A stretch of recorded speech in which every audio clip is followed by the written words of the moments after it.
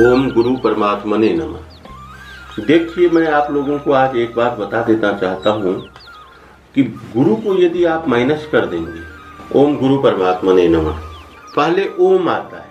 मैं पहले आपको ओम के बारे में बताता हूँ। कोई भी संप्रदाय, आप जाइए क्रिश्चियन में, मोहम्मद धर्म में या उन सब में जाओ तो ओम का ही कुछ अपभ्रंश शब्द आते, जैसे आमीन। आमीन शब्द कहाँ से आया? ओम से आया। और ओम में सबसे बड़ी बात यह होती है कि और जहां से निकलता है उस सोर्स के बाद कुछ है ही नहीं। जब आप अ का उच्चारण करते हैं तो वहां कुछ नहीं होता, अ से पहले कुछ नहीं होता, अ बिगनिंग है।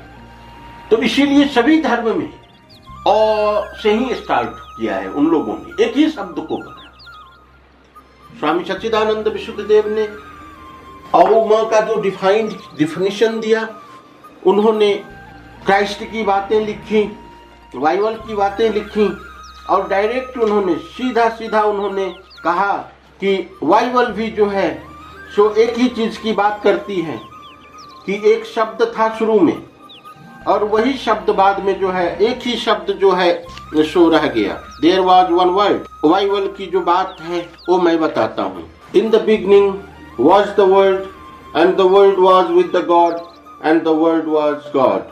The same was in the beginning with God. शुरूમાં શબ્દ થયો, જુન શબ્દ થયો त्यो भन्दा पहिला अशब्द थियो। वेदान्तले भन्छ सुरुमा अशब्द थियो, त्यसपछि त्यो शब्द भयो। अशब्दबाट शब्द आएको छ। अशब्द के हो? अशब्द हिरण्यगर्भ हो, शून्य हो। त्यसकारण सुरुमा हामी अबाट उच्चारण गर्छौँ। और यदि हामी राख्यौं तो कुनै पनि धर्म गुरुहरूले अपभ्रंश, उनीहरूको प्रोनाउन्सिएसनबाट नै ओमलाई नै अपभ्रंश गरेको छ। तर practically while you go into the meditation, ओमको प्लोत ध्वनि जुन छ त्यो ध्वनि तपाईँ सुन्नुहुन्छ, सर्टनली सुन्नुहुन्छ। र त्यो सुनेपछि तपाईँ यति एडिक्ट भइहाल्नुहुन्छ उसको कि तपाईँ बाहिर संसारमा आउनै चाहनुहुन्न, तपाईलाई समाधि लागिहाल्छ। त्यसलाई भन्छ नाद। नादको लिसनिङ जुन छ, तपाईलाई ओमको उच्चारण गर्नु पर्दैन, ओमको उच्चारण अटोमेटिकली भइरहन्छ। तर त्यो प्लुत ध्वनिको उच्चारण विभिन्न सम्प्रदायले आफ्नो टङ्गको कारणले गर्दा उनीहरूले ओमको प्रोनाउन्सिएसन एज इट इज गर्न सक्दैन। अनि त्यसकारण डिफरेन्ट जस्तै क्रिस्चियनिटीमा जानुभयो, amen. Amen doesn't mean anything, but it is the next word of Om. They cannot pronounce Om directly. That is why they pronounce Amin. त्यसरी नै अरू धर्महरूले पनि त्यही किसिम Allah. Allah is what is Allah? अबाट सुरु भयो, ला। A is God and Mohammed धर्मले अलाई डाइरेक्ट पक्ष समाति लियो र उसले भन्यो कि अ, त्यसपछि अल्लाह। अ इज द परमात्मा, अशब्दम। और यही अ है अशब्दम, ये जो है सो परमात्मा है। और उसके बाद उन्होंने कहा कि मुझे दो, मांगा गया। माला, ये माला क्या चीज होती है? अभी माला के उल्टा करेंगे तो आप क्या हो जाएगा? लामा। दोनों की एक ही अर्थ होती है, माँ ला। माँ मुझे दो, ला माँ, माँ से मांगी जाती है। यहाँ भी माँ से मांगी जाती। तो माँ क्या है? ये तंत्र हो जाती है। देखो अ उ म में लास्ट जो वर्ड है वह माँ है। माँ। बच्चे जन्म लेते हैं तो माँ कहता है वो, और माँ से मांगे जाते हैं। एक माँ ही है जो देती है, दूसरा कोई नहीं दे सकता। तो संसार में अवतरण लेने के बाद में माँ ही एक होती है जो देती है। तो इसीलिए सभी बीट्स को एक जगह रखने के बाद वो जो है सुमाला बन जाता है, क्योंकि उसमें मांगे जाते हैं। जैसे ओम भूर्भुवस्वः तत्सवितुर्वरेण्यं भर्गो देवस्य धीमहि धियो यो नः प्रचोदयात्। आप देखिए उसमें क्या है, ओम तत् वह सवितुर, सूर्य की तरह, सवितुर वरेण्यम, धारण करने वाले।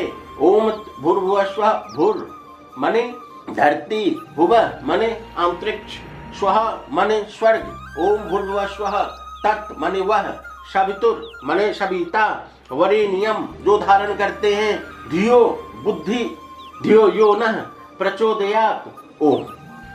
भर्गो देवस्य धीमहि धियो यो नः प्रचोदयात्। जो देवताओं ने धारण करते हैं वह तेज को, वह सविता रूपी तेज को, वह मुझे मेरे बुद्धि को सन्मार्ग पे ले चले, मेरे बुद्धि को सन्मार्ग पे ले चले, ले चलो हे माँ, ले चलो मुझे। तो मांगे जाते हैं, मांग है कोई भी जो, जैसे ओम ऐं ह्रीं क्लीं चामुंडाय विच्चे का क्या अर्थ होता है? इसमें मांगे जाते हैं कि विद्या अविद्या रूपी जो रज्जु की ग्रंथियां हैं हमारे अंदर में, उसको तुम खोल दो माता, हे जननी तुम उसको खोल दो, मैं अंधकार में हूँ, मुझे प्रकाश दो। तो इस तरह से मांगे जाते हैं हर एक मंत्र में। ओम मने पद में हूँ, am I right? ओम मने पद में हूँ इज द कंप्लीट मंत्र ऑफ द बुद्धा। बुद्ध को मंत्र के हो, ओम मने पद में हूँ, ये हुई ना। क्या मतलब होता है ओम मणि पद में हूँ? देखो मणि का मतलब होता है मणि, पद में का मतलब होता है पद्म का फूल, और हुम जो है जो बीज मंत्र लगाया गया है, ये हुम का बहुत अर्थ होता है। ये साधना करने के बाद ही समझ पाएंगे। मणि का मतलब होता है जल का, जो कमल के फूल में जो जल आ जाते हैं बूंद मणि की तरह लगते हैं। वो सूरज की प्रकाश यदि कमल के फूल पे आए और वह मणि की तरह चमकती रहती है, इसीलिए उस जल को मणि बोला गया। और पद्म मणि कमल का फूल, हे परमात्मा हमें उसी मणि की तरह जिंदगियां दो कि हम निर्लिप्त रहें, हम संसार में कभी भी न फंसे। संसार में कमल के फूल में जो मणि होती है, जल होता है, बस उसी जल की भांति हम निर्लिप्त रहें, संसार में रह करके भी हम अलग रहें। यही बात गीता में कही गई है, कर्मण्येवाधिकारस्ते मा फलेषु कदाचन माँ कर्म फल हेतुर्भुमा ते संगस्त्व कर्मणि। कर्म में आसक्ति न करें और अनासक्त होकर के हम कर्म करें। पत्ते जल कमल के फूल के पत्ते में जो जल निर्लिप्त होकर के फल प्लॉट करती है, कमल जल के ऊपर में कमल का पत्ता रहता है, लेकिन उसके ऊपर में भी यदि कोई बूंद आ जाए तो वो भी निर्लिप्त रहता है उस पत्ते से। तो हम कर्म के बंधन में न पड़े, हम निस्वार्थ होकर के काम करें, ये विज्ञान है। ऐसे ही नहीं होता है कि आप जो मन में आया वो कर लिए, जो मन में आया प्रवचन कर दिए, स्टेज पे डांस कर लिए और अपने आप को गुरु घोषित कर दिए और अपनी पूजा करवाना शुरू किए। क्या होगा पूजा करवा करके? एक चक्कर को छोड़कर दूसरे चक्कर में फंस गए। जहां बीवी बच्चों को पालने थे तुम्हें भगौरे बन गए, भगौरे बन करके गुरु बन गए और न जाने कितने लोगों को मिसगाइड कर रहे। ऐसे गुरुओं की जरूरत नहीं होती। तो गुरु जो है वो कौन होता है? गुरु आपके अंदर है, आपके अंदर है गुरु। और किसी चीज को मांगने के लिए माला की जरूरत होती है। बुद्ध भगवान का भक्त बहुत सारे हुए, लेकिन तिब्बतियन लोगों ने बुद्ध का तांत्रिक उपासना किया, उन्होंने माला को प्रयोग में लाया और उसी माला को माला कहते कहते वो लोग लामा बन गए। जो माला जपते थे वो जितने भी माला जपने वाले संप्रदाय हुए वो सब लामा हो गए, क्योंकि वो माला माला माला माला माला माला करते करते वो लामा बन गए। ये नहीं है कि वो लोग स्वेच्छा से लामा बने हुए हैं। वे लोग जितने तपस्वी होते हैं, जितने लामा लोग तपस्वी होते हैं, तंत्र के मर्मज्ञ होते हैं, आप उनके पास बैठो, एक लामा मुर्दों को खिला देगा, उनमें इतनी शक्तियां होती हैं, अपने आप को उठा करके दिखा देगा। इससे एक चमत्कारी होते हैं वो लोग। बुद्ध भगवान की उपासना करते, जब बुद्ध भगवान बहुत ही प्योर थे, तो जहां प्यूरिटी होगी वो प्यूरिटी को तुम बर्दाश्त नहीं कर सकते हो। संसार में एक प्यूरिटी ही ऐसी चीज है, चेस्टिटी ही एक ऐसी चीज है कि चेस्ट पीपल के साथ आप बैठेंगे तो आप बर्दाश्त नहीं कर पाएंगे। तो इसीलिए उन्होंने बुद्ध भगवान की प्रतिमा बना करके शराब से स्नान करवाया, कि उनको जीने थे उस अपने संप्रदाय में। तो तंत्र मार्ग से जब बुद्ध भगवान को कंट्रोल किया गया है, तभी जाकर के वो मिशन जो है तो पूरा वर्ल्ड में गए हैं, नहीं तो वो मिशन नहीं जाता। क्योंकि करुणाशील थे बुद्ध भगवान में, हर समय करुणा निकलती थी, और करुणा से संसार नहीं चलती है। संसार का अर्थ होता है, संग का मतलब होता है आनंद, परमानंद, और इसी आनंद और परमानंद से जो है जो प्रोड्यूस होता है उसको संसार कहते हैं। संसार की समरी जो होती है वही सब संसार है। शंकर, जिनका कर्म जो है वह आनंददायक हो, जिनका कर माने करना, कर पात्र, जिसकी कर्म ही आनंद प्रदायक हो, वो शंकर होते हैं। संसार आनंद से प्रोड्यूस हुआ जो कुछ भी चीज है वो सब संसार है। अब ब्रह्म के उपासक, ब्रह्म ज्ञानी बुद्ध भगवान थे। अब ये ब्रह्म ज्ञान में रहने वाले एक अदना सा संसारिक मनुष्य कैसे इनकी ब्रह्म ज्ञान को एक्सेप्ट कर सकता था? इसी ब्रह्म ज्ञान को प्राप्त करने के लिए उन्होंने न जाने कितनी भयानक तपस्याएं की। 12 वर्ष तक जलाहार नहीं किया, निराहार रहे, अपने आप को सुखा दिया उन्होंने। और जब उनको ये लगा कि अन्न ही सब कुछ है, अन्न से ही मैं पोषित न रहूं, शरीर न रहे, शरीर माध्यम खलु धर्म साधनम, शरीर ही एक माध्यम है धर्म की, एक साधन है शरीर, शरीर ही मार दोगे तो तुम कहां जाओ, कैसे अपने आप को जो है सो धार्मिक बना पाएंगे।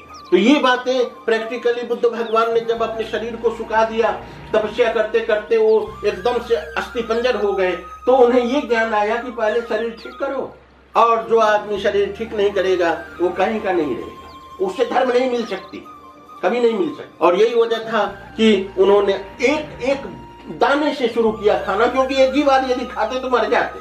तो पहले एक दाना खाया, फिर 2 दाना खाया चावल का, फिर तीसरे दाना खाया, इस तरह खाते खाते फिर खाने की प्रैक्टिस करने लगे। क्या समझते हैं कि ऐसे ही चलती है संसार, ऐसे ही ब्रह्मज्ञानी हो जाएंगे आप?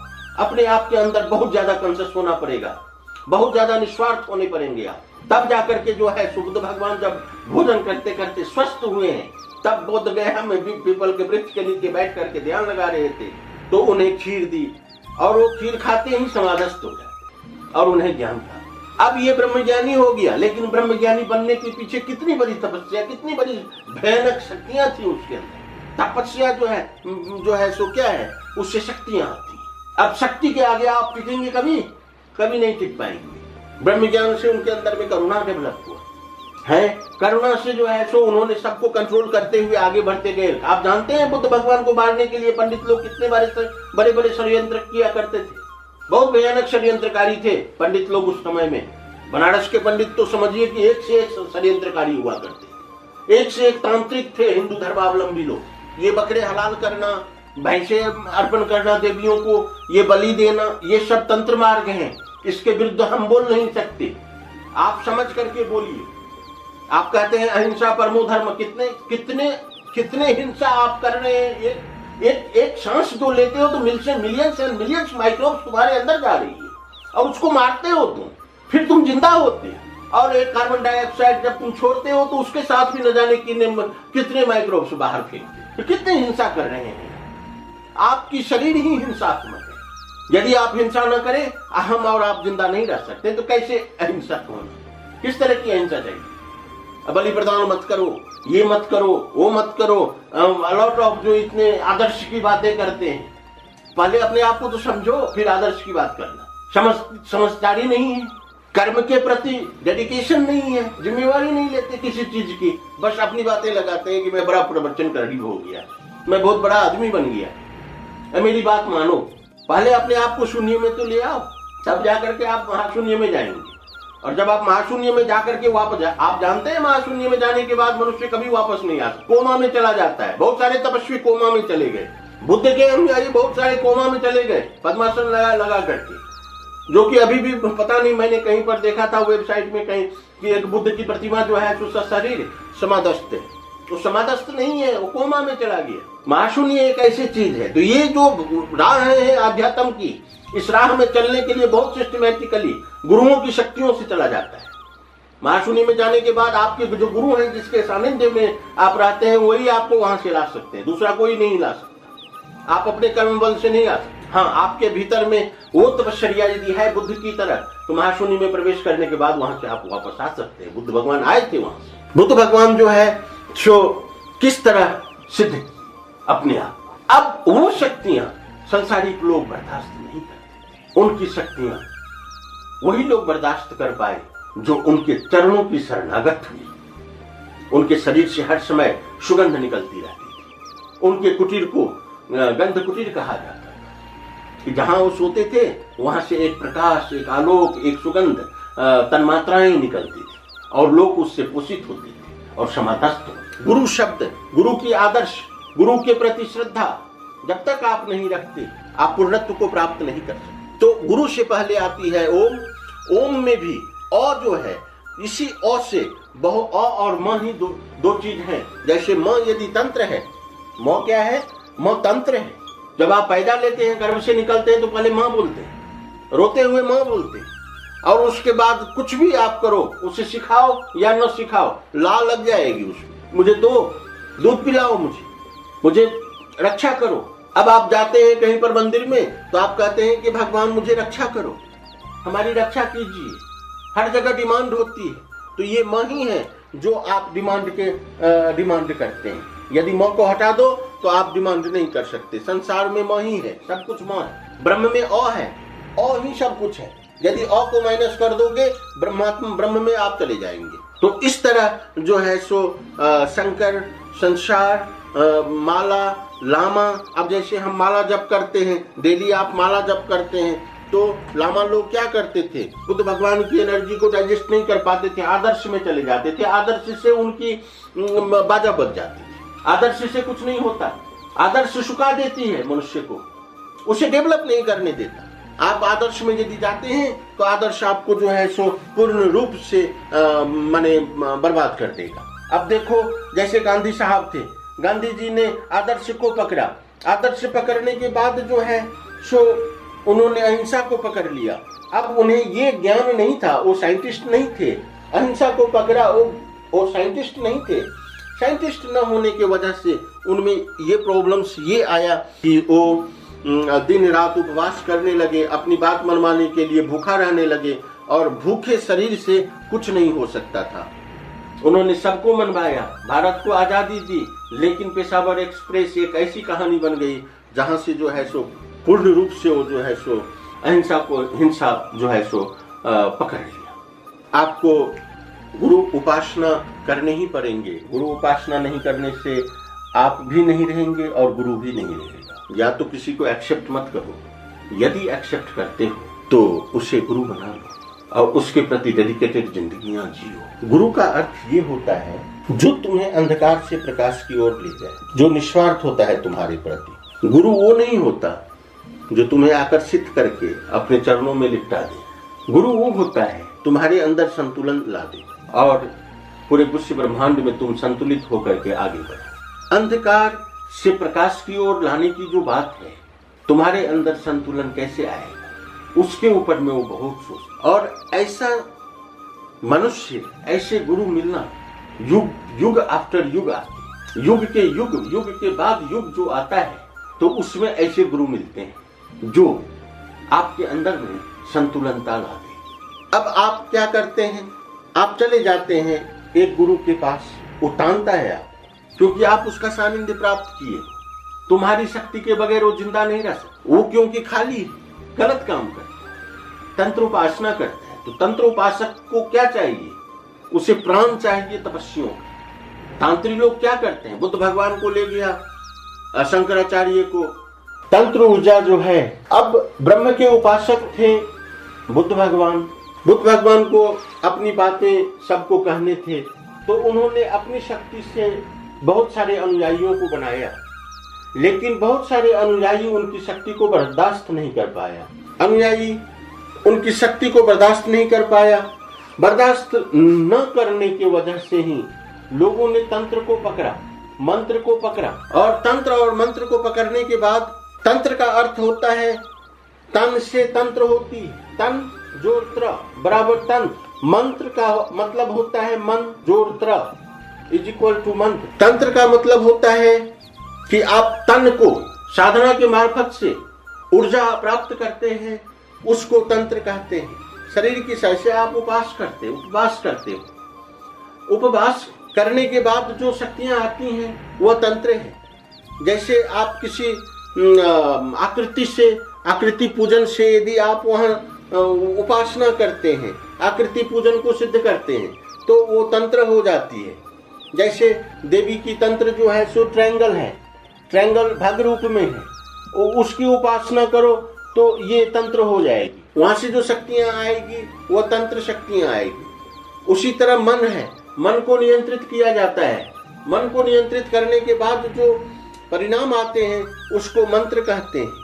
अब ये सब चीजों में एक निष्ठता एक ऐसी चीज है, एक आदमी की पूजन करना, एक को गुरु बनाना, एक के पीछे लगना। अब ये एक जो है वह आपके अंदर की जो या तो आप खुद ही एक बन जाए। जैसे बुद्ध भगवान का कोई गुरु नहीं हुआ, वो अपना गुरु खुद ही हुए। उनके अंदर से गुरु प्रकाश आ गया और गुरुत्व बल आया और वो गुरु बन गए। या तो वह उपासना होगा या नहीं तो एक प्रतीक को लेने पड़ते हैं हमें, क्योंकि यदि हम प्रतीक न लें तो द्वैत नहीं बन पाएगी। द्वैत ले रामकृष्ण परमहंस साधक थे, वह द्वैत में चले गए, काली की पूजा किया उन्होंने। और यही द्वैत जो है सो बाद में विशिष्टाद्वैत होती है। जैसे मैं स्वामी जी की उपासक हूँ, कुछ भी हो, स्वामी जी के रूप का जो मैं उपासना करता हूँ, तो उस रूप की उपासना से स्वामी जी का रूप मेरे अंदर में आ जाती है, और वह रूप जो है सो मेरे लिए विशिष्टाद्वैत की काम करती है। मैं भाव समाधि में चला जाता हूँ। अब स्वामी जी के साथ खेलना, स्वामी जी के साथ बैठना, स्वामी जी के साथ उठना, स्वामी जी के साथ सब कुछ करना, ये विशिष्टाद्वैत में आती है। और जब ये परिपक्व होता है तो ये द्वैत विशिष्टाद्वैत में कन्वर्ट होकर के अद्वैत बन जाती है। जब कोई एक निष्ठ मनुष्य न हो तो उसका कोई गुरु नहीं बन सकता, वह गुरु को डोमिनेट करता रहेगा। गुरु के प्रति उसके मन में कभी श्रद्धा आ ही नहीं सकती, और बिना श्रद्धा का समाधान नहीं आएगी। एक बात हमेशा याद रखो, एक गुरु ही है जो तुम्हें मुक्त समाधान तक पहुंचा सकता है, क्योंकि वो तुम्हें डायरेक्ट श्रद्धा दे देगा। और एक बार तुम्हें यदि श्रद्धा प्राप्त हो गई तो श्रद्धा के बाद जो है सो क्या आती है, देखिए, श्रद्धा के बाद समाधान आ जाती है। और श्रद्धा ही जब तुम्हारे अंदर न हो तो समाधान कहां से लाओगे? गुरु वचन को यदि तुम नेगेटिव में ले जाओगे, उसकी पालना नहीं करोगे, तो तुम्हें समाधान नहीं मिलेगी, तुम बहुत बड़ा खतरनाक स्थिति में पहुंच जाओगे। धोबी का कुत्ता, न घर का न घाट का, न इधर रहोगे न उधर रहोगे। या तो किसी को गुरु मत बनाओ, यदि बनाते हो तो श्रद्धा, एब्सोल्यूट श्रद्धा तुम्हारे अंदर आएगी, क्योंकि गुरु क्या करेगा, तुम्हारे अंदर वो शक्ति डाल देगा, श्रद्धा डालेगा, अपना रूप देगा तुम्हें, और उसी रूप, वही रूप जो है सो बाद में विशिष्टाद्वैत हो जाती है। विशिष्टाद्वैत का मतलब होता है द्वैत तो रहता है, लेकिन वो विशिष्ट रूप में द्वैत की उपासना होती है। अब आप जहां भी रहेंगे, गुरु की जो है सो गुरु, मनुष्य रूपी गुरु जो कोई है, उनका जो है सो आप आवाज सुनते रहेंगे, उनकी गाइडेंस सुनते रहेंगे। वैसे वो गुरु वहां रहेगा नहीं, लेकिन आप चाहे तो आप उनके साथ बातचीत कर सकते हैं, उनके साथ सब कुछ कर सकते हैं, उनके साथ खेल सकते हैं। आप अकेले में आप जो है सो विशिष्टाद्वैत में चले गए। इसके बाद क्यों होती है ये विशिष्टाद्वैत को? देखो, ये ज्ञान योग है। ज्ञान योग में श्रद्धा केंद्र में बैठी हुई है। शुरू में क्या होता है, शुरू में जो है सो 1 नंबर में ये ज्ञान योग है। ज्ञान योग के 7 अंग होते हैं। दूसरा आती है उपरति, तीसरा आती है तितिक्षा, चौथा आती है श्रद्धा, 5वीं आती है समाधान, 6ठी आती है मुमुक्षुत्व, 7वीं आती है नित्य अनित्य। अब देखो, गुरु क्या चीज होती है? मैंने क्यों कहा ओम गुरु परमात्मने नमः, ओम विशुद्धाय नमः? क्योंकि तुम जो है सो एक बात हमेशा याद रखना कि गुरु जो है डायरेक्ट तुम्हें श्रद्धा देगा। ये देखो, ये केंद्र में है श्रद्धा, 4वीं स्थान में है। ये विज्ञान है, तुम समझते हो ये खिलवाड़ नहीं है कि जिसके पास भी चले जाओ और मस्ती कर लो, चले आओ और तुम्हारा गुरु तुम्हारे साथ होंगे। यदि गुरु गुस्सा किया तो तुम चले जाओगे गोरखाई। यदि स्पिरिचुअल मास्टर को गुस्सा आ गया तो बहुत बड़ी मुसीबत क्रिएट हो जाएगी साधक के लिए, साधक को बर्बाद कर देगा। साधक में बहुत सारे निगेटिव एनर्जियां डाल देगा, वो चला जाती, रिएक्ट करती। आप जैसा फीलिंग करेंगे वैसे ही फीलिंग आपके अंदर में जाएगी। आप 10 जगह भोतारेंगे, 10 जगह की श्रद्धा लेकर आएंगे तो वहां बहुत सारी वो कॉकटेल हो जाएगा। अब यदि शराब में पानी डालो कॉकटेल होगा, शराब में यदि कोका कोला डालो, पेप्सी डालो, फैंटा डालो तो कॉकटेल हो जाए, नशा बढ़ाएगी। वो शराब की ओरिजिनल नशा नहीं आ सकती, वो तुम्हें परेशान कर देगा। श्रद्धा से पहले 3 चीजें हैं, पहले शमदम, उपरति और तितिक्षा का मतलब होता है सुख दुख, सर्दी गर्मी, जितने भी प्रकृति के प्रॉब्लम्स हैं उन सब को सहन करना, स्वेच्छा से सहन करना। स्वेच्छा से तितिक्षा को सहन, तितिक्षा का मतलब होता है विपरीत परिस्थितियों को स्वेच्छा से सहन कर लेना ही तितिक्षा है। उपरति, उपराम हो जाना, संसार से उपराम हो जाना, संसार को समझ लेना और अपने आप को जो है सुपरामता में ले जाना, तो उपरति संसार को समझ में आ जाती है। और उसके बाद जितने भी सुख दुख है वो तितिक्षा में चला जाता है। और उससे पहले होती है समदम। सम का मतलब होता है मिला करके, दम का मतलब होता है दंडित करके। ये दोनों जो है सो समदम को सिद्ध करने पड़ते हैं आप, तो ये मैं डिटेल आपको बताऊंगा बाद में। अब समदम, उपरति और तितिक्षा, यदि तुम में गुरु ने श्रद्धा डाल दिया तो ये तीनों चीजें तुम्हें अपने आप सिद्ध हो जाएगी, तुम्हें जाना नहीं पड़ेगा तितिक्षा करने के लिए। और ये श्रद्धा जब तुम्हें मिल जाती है तभी तुम समाधान में जाते हो, सॉल्यूशन आ जाता है तुम्हारे साथ। और ये सॉल्यूशन इतना मिरेकल है, यदि मिल गया तो समझो कि तुम परमात्मा को प्राप्त कर गए, सुख ही सुख। और समाधान के बाद जो है मुमुक्षुत्व, इतनी कष्ट आती है यहाँ। समाधान जब आ जाती है तो संसार को समझ मिल लेते हैं हम, और संसार को समझ लेने के बाद हमारे अंदर में मोक्षत्व, मोक्ष की आकांक्षा आ जाए। और जब हमारे अंदर में मोक्ष की आकांक्षा आती है तो नित्य क्या है और अनित्य क्या है इसकी भेद हम स्वतः देखने लगते हैं और हम ज्ञानी हो जाते हैं। इसी को कहते हैं ज्ञान से अतीत हो जाना, ज्ञानातीत हो जाना। तो जिसका गुरु होता है, जो गुरु की भक्ति करता है, ज्ञानातीत अवस्था को प्राप्त कर लेता है, स्वतः कर लेता है, उससे कोई तपस्या करने की जरूरत नहीं पड़ती। पतिव्रता नारी एक पति के साथ रहती, 10 पति के साथ नहीं रहती। यदि वो 10 पति के साथ जाए तो वेश्या हो जाए। उसी तरह एक गुरु को माना जाता है, 50 गुरु को नहीं माने जाते। पार्थिव शरीर एक ही आदमी को माने जाते हैं।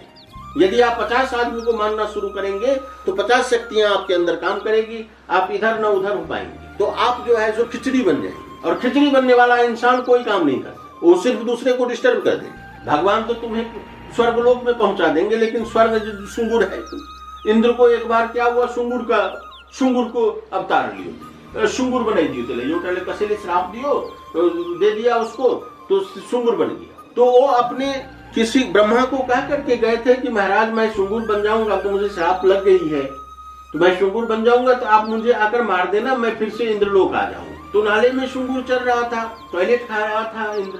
तो भगवान ब्रह्मा आए। ब्रह्मा साहब आने के बाद जो है सो कहता है सुंगुर को कि देखो तुम इंद्र हो, तुम चलो मेरे साथ, तुम्हें स्वर्गलोक को जाना है, तुम इस चीज को छोड़ दो। तो सुंगुर रूपी इंद्र कहते हैं कि नहीं महाराज, मैं यहाँ बहुत संतुष्ट हूँ, मुझे ये टॉयलेट खाने में बहुत मजा आता है, ऐसे चरने में बहुत मजा आता है, ये जिंदगी मुझे बहुत अच्छे लगते हैं। अब ब्रह्मा वहां जितना उपदेश करे, इंद्र को सुंगुर का योनि छोड़ने का मन ही नहीं करता। तो यही वजह है कि मनुष्य को ब्रह्मलोक भी, ब्रह्मा भी आ जाए, भगवान विष्णु आ जाए, नारायण आ जाए, आपके अंदर में आ जाते हैं, तुम्हारे अंदर में आती है। तुम्हारे सामने यदि परमात्मा आ जाए, तुम नहीं जाओगे उसके साथ, क्योंकि तुम्हें वही जिंदगियां अच्छी लगती है। तो अपनी जिंदगी को जब तक तुम समझोगे नहीं, तब तक तुम कैसे एलिवेट करोगे, इन्वोल्यूट कैसे होना, कैसे इन्वोल्यूशन में जाना। इवोल्यूट तो आप हो चुके हैं, डार्विन के सिद्धांत के बमुजिब बंदर से आप मानव बन गए। मानव बनने के बाद आपको इन्वोल्यूट होना है कि नहीं, साइकोलॉजिकल इवोल्यूशन होने हैं। साइकोलॉजिकल इवोल्यूशन में आप यदि 10 जगह जाएंगे, 10 की बातें सुनेंगे, एक जगह स्थित नहीं रहेंगे, तो आपके अंदर में श्रद्धा कैसे क्रिएट होगी। मैं क्यों स्वामी जी को नहीं छोड़ता, मेरा क्या कम गुरु है, बहुत सारे गुरु, लेकिन मैं स्वामी जी को नहीं छोड़ता। उनके चरणों की प्रसाद को मैं अभी भी ग्रहण करता रहता हूँ। स्वामी जी की चरण में जो मस्ती थी, वो मस्ती किसी गुरु के चरण में नहीं। शक्तियां लेकर मैं क्या करूंगा, लेकिन भक्ति लेकर मैं बहुत कुछ कर सकता हूँ, श्रद्धा लेकर मैं बहुत कुछ कर सकता हूँ। तो देखो श्रद्धा की जो बात है, श्रद्धा से ऊपर तितिक्षा, उपरति और शमतम, ये तीनों चीजें तुम्हें करने की जरूरत नहीं होती, कोई तपस्या करने की जरूरत नहीं। श्रद्धा आ गया, श्रद्धा आने के बाद तुम गुरु तो बल तुम्हारे अंदर अपने आप आना शुरू होगा। यदि तुम श्रद्धा के एडिक्ट हो गए, श्रद्धा में मस्ती लेना शुरू कर दिए, एक निष्ठ हो गए, 50 निष्ठ नहीं हुए, तो तुम्हारे अंदर में सॉल्यूशन आ जाएगा। अब ये सॉल्यूशन कैसा आएगा, ये प्रैक्टिकली जब तुम करोगे तभी पता चलेगा तुम्हें। उसके बाद समाधान, जब सॉल्यूशन आती है तो मुमुक्षुत्व, मोक्ष की आकांक्षा आ जाती है। अब मोक्ष की आकांक्षा ऐसे आएगी, मैं मुक्त होना चाहूँ, मुक्त होना चाहूँ, तो मुक्ति मिलती है क्या वहाँ? मोक्ष की आकांक्षा करने से मोक्ष नहीं मिलती। उससे पहले तुम्हें इतने चीजें की देखना पड़ेगा। मुमुक्षुत्व 5 स्टेजेज है मोक्ष की आकांक्षा को प्राप्त करने की, जिसमें एक गुरु ही ऐसा है जो एब्सोल्यूट फेथ तुम्हारे अंदर डाल देता है और तुम श्रद्धा को प्राप्त कर लेते। यहाँ खतरा है, श्रद्धा को प्राप्त करने के बाद गुरु शक्ति आ जाती है उसके अंदर, और वो अपने आप को न जाने क्या समझने लगता है, गुरु से द्वेष करने लगता है। अब पैरेलल हो गया, पैरेलल में आ गए, मतलब छुलो मंचे। लेकिन जो सच्चा गुरु होगा वो तितिक्षा के, श्रद्धा के बाद उसे समाधान में डालते। जब आप श्रद्धा के बाद समाधान में आते हैं तो मोक्ष की आकांक्षा और नित्य अनित्य अपने आप द्वार खुल जाती है।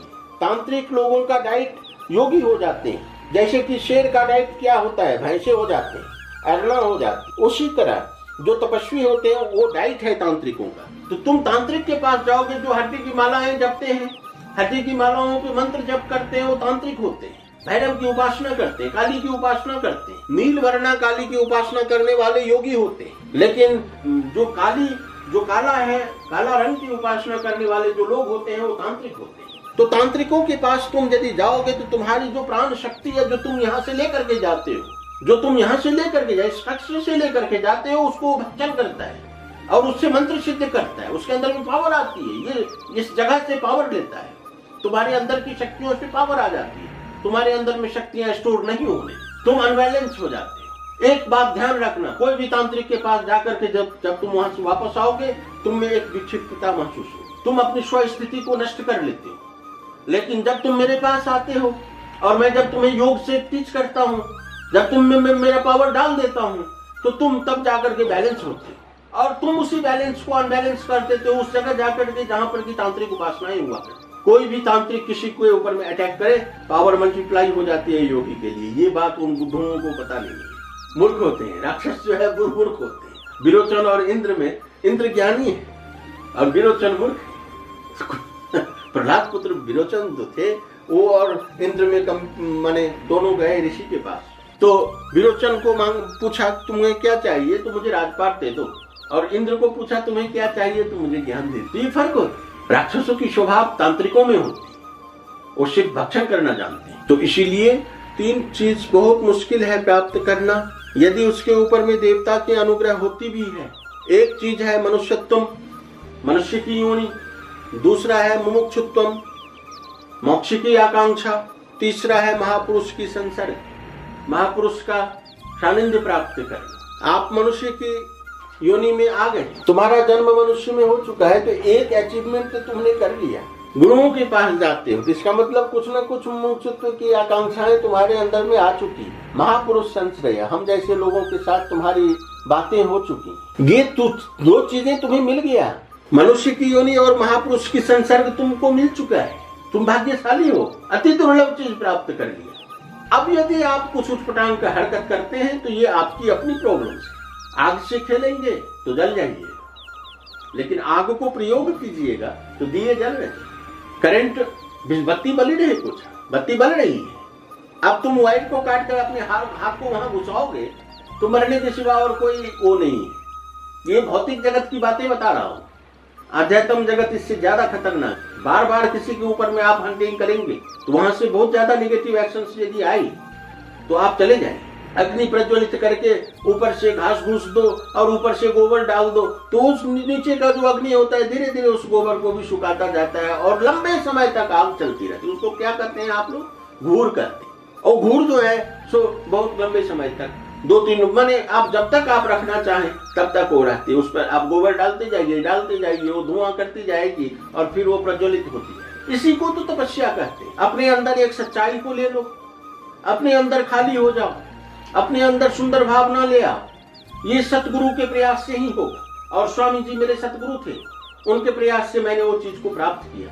हो सकता है मेरा जन्म जन्मांतर में सत्कृत्य रहा हो जिससे कि मेरे अंदर में वो सज्जनता हो, और उसी सज्जनता की वजह से जितने भी मेरे ऊपर में मलमूत्र फेंके गए, जितने भी कुकर्म किए गए, जितने भी कुकृत्य मेरे ऊपर में लादे गए, वह सब या मैंने कोई किसी के प्रभाव में आकर के कुकृत्य किया तो सब वही अग्नि ने भस्मीभूत किया। आप जो है सो उपनिषद पर ही, उपनिषद में क्या कहा गया है? ओम अग्निनय सुपथाराय स्मान विश्वानि देव वयुनानि विद्वान युयोधस्मजुरान में नो भूष्टाम ते नमो उक्तिम विधेम। हे अग्नि, हमें कर्म फल भोग के लिए सन्मार्ग में ले चल। हे देव, तू समस्त ज्ञान और कर्मों को जानने वाला है, हमारे पाखंड पूर्ण पापों को नष्ट कर। हम तेरे लिए अनेकों नमस्कार करते। यहाँ डायरेक्ट कहा गया है हे अग्नि। वो अग्नि का कौन है? तुम्हारे अंदर की सद्वृत्ति, तुम्हारे अंदर की सज्जनता जो जन्मांतर से तुम अपने अंदर में भरे हुए हो, तुम्हारा रूट जहाँ अग्नि प्रज्वलित हो चुका है, जो सब कुछ को भस्मीभूत करता है। हे अग्नि, हमें कर्म फल भोग के लिए सन्मार्ग पे ले चल। अब मैंने कर्म तो किया हुआ हूँ, प्रारब्ध में फंसा हुआ हूँ, चेन ऑफ द वर्क में फंसा हुआ हूँ, कॉज एंड इफेक्ट में फंसा हुआ हूँ। अब मुझे सन्मार्ग पे तुम ले चल। किसको कहा गया? तुम्हारे अंदर की जो सज्जनता है, तुम्हारे अंदर की जो पवित्रता है, वह अग्नि है जो किसी भी चीज को भस्मीभूत कर सकती है, उसको कहा गया है। अब उस अग्नि को क्या करना है? हमें प्रार्थना करनी है कि हे अग्नि, तुम मुझे कर्म फल भोग के लिए सन्मार्ग पे ले चल। गलत मार्ग पे मत ले चल, सन्मार्ग पे ले चल। अब उसको मुझे प्रार्थना करनी पड़ती है कि मुझे सन्मार्ग पे ले चल। अब वो सन्मार्ग पे जब तुम उसको प्रार्थना करोगे तो तुम्हारे सामने इर्द गिर्द जितने भी गंदगियां होगी वो सबको भस्मीभूत करता जाएगा। तो ओम अग्नि सुपथाराय स्मान, सुपथ पे ले चले अग्नि, मुझे सुपथ पे ले चल। और अग्नि क्या है? वो अग्नि कोई ये आग नहीं है, वे अग्नि तुम्हारे अंदर की सज्जनता है, तुम्हारे अंदर की आत्मा है, तुम्हारे अंदर की पवित्रता है, तुम्हारे अंदर की तुम्हारे अंदर की चैस्टिटी जो तुम्हारे अंदर में प्रज्वलित है, अब उसको तुम प्रार्थना करते हो। क्या प्रार्थना करते हो? ओम अग्नेय सुप्ताराय अस्मान विश्वानि देव वयुनानि विद्वान युयोध्यस्मद् जुहुरान में नो भूष्ठाम ते नमो उक्तिम विधेम। हे देव, तू समस्त ज्ञान और कर्मों को जानने वाला है। विश्वानि देव वयुनानि विद्वान, तू सबको जानने विद्व है, तुम पूरे विश्व को जानते हो, सब कुछ जानते हो, तुम जानने वाले हो, तुम अंतर्यामी हो। किसको कहा गया? तुम्हारे अंदर की जो आत्मा है, तुम्हारे अंदर में जो अग्नि जो है, जो पवित्रता है, तुम्हारे अंदर में जो सज्जनता है, उसको कहा गया। तुम अपने आप को प्रार्थना कर रहे हो कि हे अग्निदेव, अग्निनय सुपथाराय अस्मान, मुझे सुपथ पे ले चल, क्योंकि मैं प्रारब्ध में फंस चुका हूं और कॉज एंड इफेक्ट की थ्योरी में फंसा हुआ इंसान हूं। कोई भी कर्म करता हूं, उसका फल आती है, फिर वह फल दूसरे कर्म फल के लिए कारण के रूप में तैयार रहती है। मैं चेन ऑफ द वर्क में फंस चुका हूं। हे अग्नि, मुझे सुपथ दे। तुम अंतर्यामी हो। विश्वानि देव वयुनानि विद्वान, तुम सब कुछ जानने वाले हो, विश्व को जानने वाले हो, विद्वान हो। विद्वान का मतलब क्या होता है? विद्य, तुम जानने वाले हो, विद्वान। युयोध्यस्मद् जुहुरान में नो भूष्ठाम ते नमो उक्तिम विधेम। हमारे पाखंड पूर्ण पापों को नष्ट कर। अब देखो, हर समय हम पाखंड करते हैं। मैं प्रवचन करता हूँ, ये पाखंड है, ये पाखंड है। यदि मैं धन, स्त्री और मान की कामना को लेकर के यदि तुम्हारे सामने प्रवचन करूं तो पाखंड पूर्ण पाप हो जाए। और जहां आत्मा की आवाजें आती है तो तुम्हारे अंदर में ब्रह्म वाक्य जा रहा होता है, तुम पवित्र होते जाते हो, तुम चार्ज होते हो, तुम्हारी निगेटिव शक्तियों को मैं भस्मीभूत करता हूँ। तो पाखंड पूर्ण पापों को तुम भस्म करो, इसे नष्ट करो, क्योंकि मैं अशक्त हूँ, मैं तुम्हें देखने वाला हूँ, मैं दूसरे को नहीं देख सकता। पाखंड क्या है? जब मैं ब्रह्म को देखता हूँ तो पाखंड खत्म हो जाती है, और जब मैं ब्रह्म को न देख कर माया को देखता हूँ तो पाखंड आ जाता है। अब ज्यादा विश्लेषण भी मत कीजिए, ठीक है? युयोध्यस्मद् जुहुरान में नो भूष्ठाम ते नमो उक्तिम विधेम। मैं तुम्हें नमस्कार करता हूँ। पाखंड पूर्ण पापों को नष्ट कर, हम तेरे लिए अनेकों नमस्कार करते हैं। ते नमो उक्तिम विधेम, सहस्र नमस्कार तुम्हारे सामने झुकते हैं। हे अग्नि, तुम्हारे सामने झुकता हूं मैं। देखो, उपनिषद ने कहीं आत्मा की व्याख्या नहीं की, कहीं भी परमात्मा की व्याख्या नहीं की, कोई भी साइंस की व्याख्या नहीं की। उसने सीधी सी बात कह दी, तुम सबको जानने वाले हो। आपकी सज्जनता, आपके अंदर की जो आत्मा है, आपकी जो पवित्रता है, वो अग्नि है जो सभी कुछ को भस्म कर देती, इसीलिए उसको अग्नि कहा गया। अब ये रियलाइज सॉल ही बोल सकता है, जो जानता है उससे। हम जानते हैं उस अखंड अग्नि, तो उस अग्नि को मैं अग्नि कहता हूं, और उसको मैं कहता हूं कि तुम जो है सो मेरे पाखंड पूर्ण पापों को भस्मीभूत कर दो। कहां जाओ? तुम्हारे अंदर भगवान बैठे हुए, वह अग्नि तुम्हारे अंदर है। उसकी प्रार्थना को छोड़ करके आप 10 जगह उतारेंगे तो आपकी शक्तियां नष्ट होती है। उस जगह कोई गुरु की जरूरत नहीं होती। मैं भी तुम्हारा क्यों गुरु बनूं? मैंने तुम्हारा कर्जा नहीं खाया है, तुम्हारा कोई लोन लिया है क्या? कभी मैंने तुमसे कुछ लिया हो तो मैं तुम्हें कुछ दूं। मैंने आपका लोन नहीं खाया है कि आपका मैं गुरु बन जाऊं, अपनी पूजा करवाऊं। मुझे आपकी जरूरत नहीं है। मैं तो गुरु मेरे अंदर है, मैं उनकी पूजा करता हूं, मैं उनमें तन्मय रहता हूं। मैं आपको क्यों इतना ज्यादा बखेरा में ले जाऊं? हम आपको बखेरा में नहीं ले जाएंगे, लेकिन हम आपको ये बात कह देंगे कि देखो, सभी कर्मों को, पाखंड पूर्ण कर्मों को भस्मीभूत करने वाला जो बैठा हुआ है तुम्हारे अंदर, वो अग्नि है। और वो अग्नि कौन है? वो सब तुम्हारी सज्जनता है, तुम्हारी पवित्रता है, तुम्हारी डेडिकेशन है, और वही तो आत्मा है।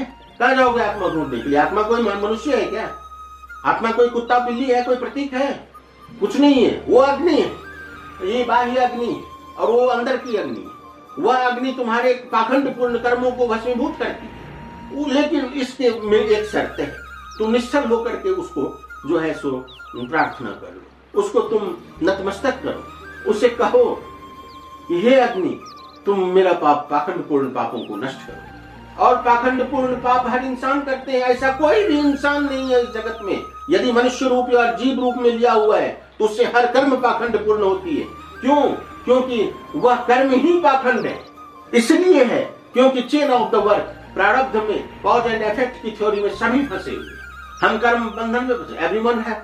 देखो, मनुष्य स्वतंत्र जन्म लेता है, लेकिन हर समय अपने आप को एक बंधन में पाता है। वो बंधन क्या है? पाखंड पूर्ण कर्म है बाबू। और उस पाखंड पूर्ण कर्म को कौन भस्मीभूत करेगा? तुम्हारे अंदर की जो अग्नि है, वही भस्मीभूत करेगा, और उस अग्नि को तुम प्रज्वलित करो। तो यही है कुंजी का मंत्र।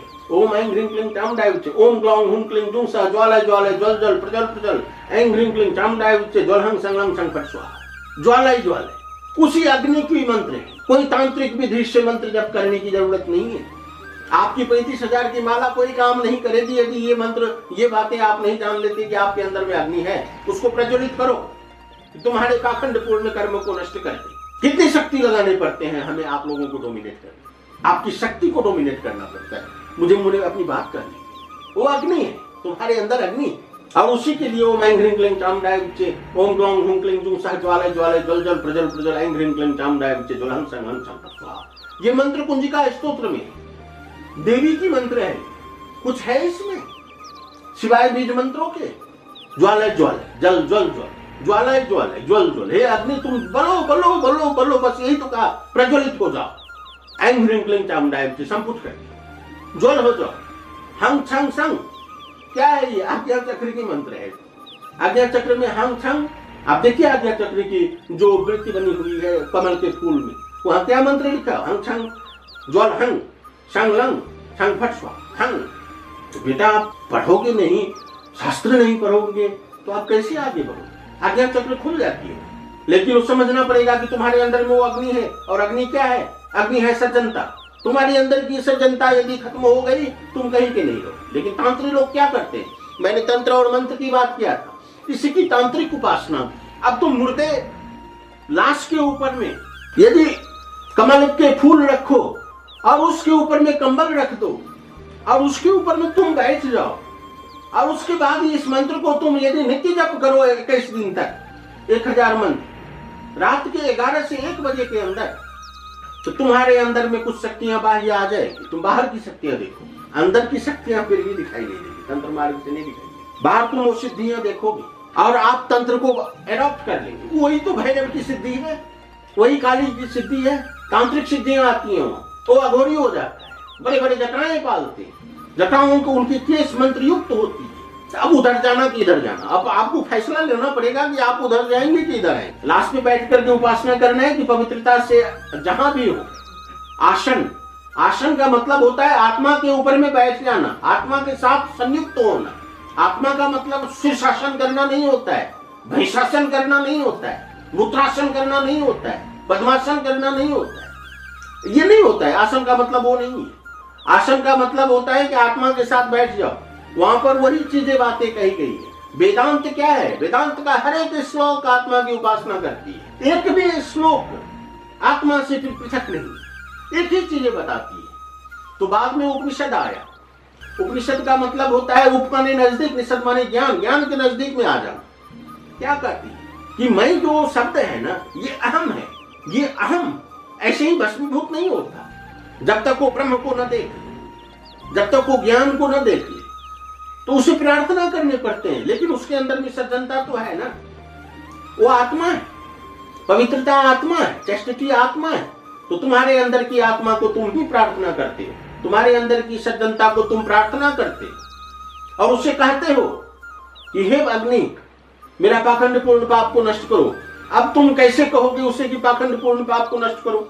सोचते सोचते तुम्हें ये समझ में आती है कि मैं इस कर्म फल बंधन से मुक्त नहीं हो सकता हूं, क्योंकि ये chain of cause and effect है। हर कर्म एक आने वाले कर्म का कारण बनती है और आने वाला कर्म असर हो जाता है, इफेक्ट हो जाती है। और ये cause effect, again that cause becomes the cause of another. और ये जो पाखंड पूर्ण, इसी को उपनिषद ने कहा पाखंड पूर्ण, कॉज एंड इफेक्ट की थ्योरी से मुझे मुक्त कर दे। डायरेक्ट यदि साइंस की भाषा में कहोगे तो मैं यही कहूंगा कि पाखंड पूर्ण कर्म का मतलब ये नहीं होता है कि तुम चोरी कर लिए, कमीनागिरी कर लिए, ये कर लिए, वो कर लिए, एवरीथिंग पाखंड पूर्ण हो जाती है जब तक वो कॉज एंड इफेक्ट की थ्योरी रहेगी। कॉज एंड इफेक्ट की थ्योरी जब तक तुम्हारे अंदर में रहेगा तब तक तुम पाखंड पूर्ण कर्मों में हो, क्योंकि हर कर्म एक कारण बनती है दूसरे असर के लिए। और बड़े बड़े चोंगा लगा लेने से, ओजस्वी तेजस्वी हो जाने से गुरु नहीं होता। तुम्हारे अंदर की कुंडलिनियां हो जागृत है। कितनी सरल बात है। दुर्लभम त्रयमेव वैतत् देवानुग्रहे स्तुकम मनुष्यत्वम मुमुक्षुत्वम महापुरुष संश्रय। तो शुंगुर जो है ब्रह्मा की बात नहीं माना, तब जाकर के किसी माध्यम से उनकी हत्या कर दी गई सुंगुर का, और तब जाकर के वो इंद्र जो है सो अपने लोक में लौट करके आए। तो जीव नहीं मानता है, बहुत मुश्किल है।